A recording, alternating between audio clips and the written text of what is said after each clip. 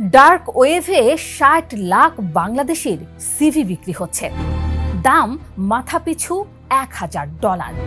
এর আগে হ্যাকারদের হাতে বাংলাদেশিদের জাতীয় পরিচয়পত্র চলে যাওয়ার খবরও প্রকাশ্যে এসেছিল। এবার সিভিতে বাবা মায়ের নাম থেকে শুরু করে বাসার নাম্বার সব থাকে, জীবনের সব ব্যক্তিগত তথ্য। মানে হচ্ছেটা কি আসলে?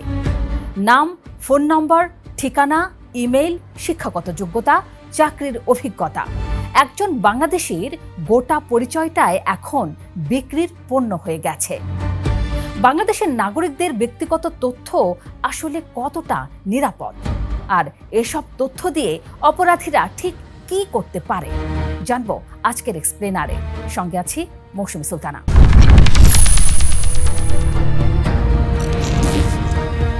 ঘটনা শুরু গত রবিবার দুপুরে। ম্যাড্রাক্স নামের একটি হ্যাকার গোষ্ঠী darkforums.ru নামের একটা ওয়েবসাইটে পোস্ট দেয়। পোস্টে তারা বলে তাদের কাছে আছে বাংলাদেশের চাকরির প্ল্যাটফর্ম বিডি জবসের ডেটাবেস থেকে নেওয়া ৬০ লাখ চাকরি প্রার্থীর সিভি।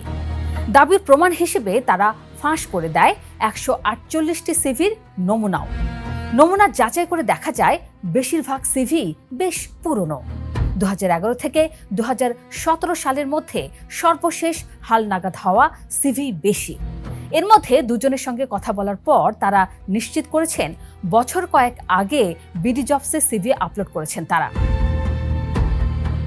হ্যাকার গোষ্ঠীটির দাবি অনুযায়ী এই ৬০ লাখ সিভির একটি কপির দাম রাখা হয়েছে $১,০০০, আর সর্বোচ্চ ৫ জন ক্রেতার কাছে বিক্রি করা হবে এই তথ্য। টাকা লেনদেনের মাধ্যম হিসেবে উল্লেখ করা হয়েছে পেটিএম, ওয়াইজ, পেইউ আর বাইন্যান্সের নাম।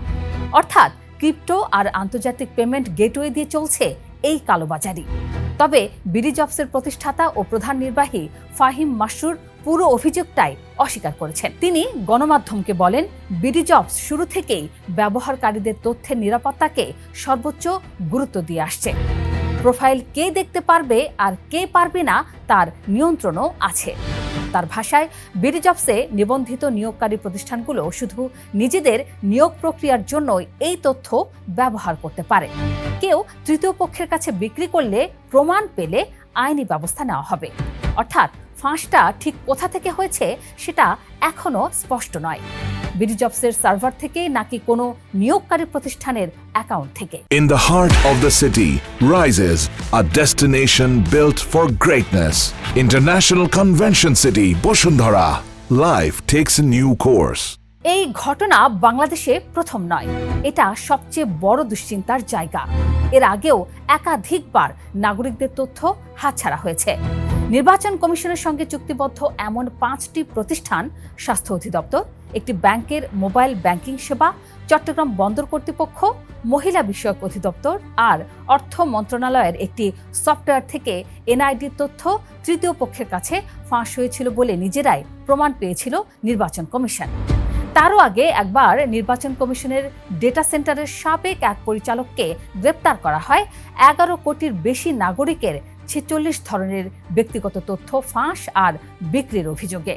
অর্থাৎ সরকারি দপ্তর হোক বা বেসরকারি প্ল্যাটফর্ম, বাংলাদেশে নাগরিকের তথ্য সুরক্ষার যে কাঠামো থাকা দরকার সেটা বারবারই ফুটো হয়ে বেরিয়ে যাচ্ছে।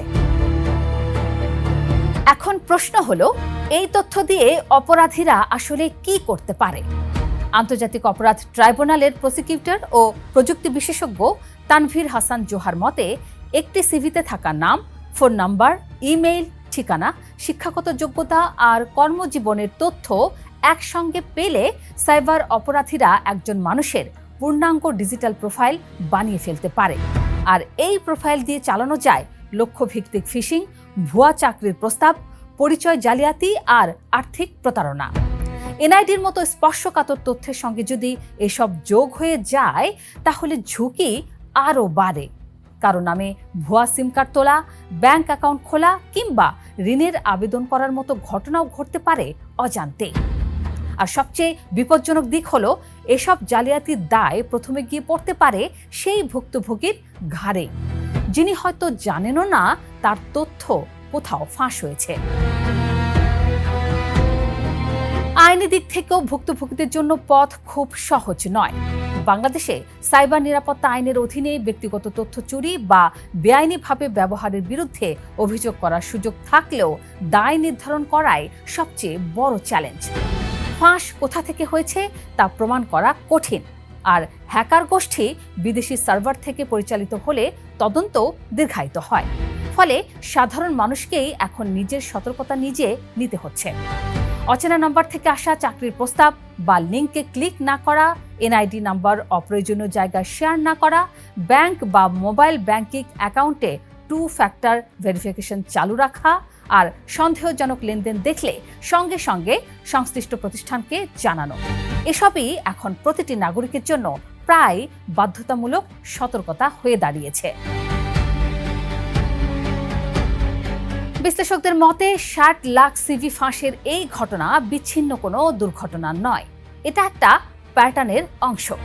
সরকারি দপ্তর থেকে বেসরকারি প্ল্যাটফর্ম পর্যন্ত বাংলাদেশে ডেটা সুরক্ষার যে দুর্বলতা বারবার সামনে আসছে, তার মাসুল শেষ পর্যন্ত গুনতে হচ্ছে সাধারণ নাগরিককেই। আর যতদিন না একটা শক্তিশালী ডেটা সুরক্ষা আইন আর তার বাস্তবায়ন নিশ্চিত হচ্ছে, ততদিন প্রতিটা নাগরিকের ব্যক্তিগত তথ্যই থেকে যাচ্ছে বড় ঝুঁকিতে।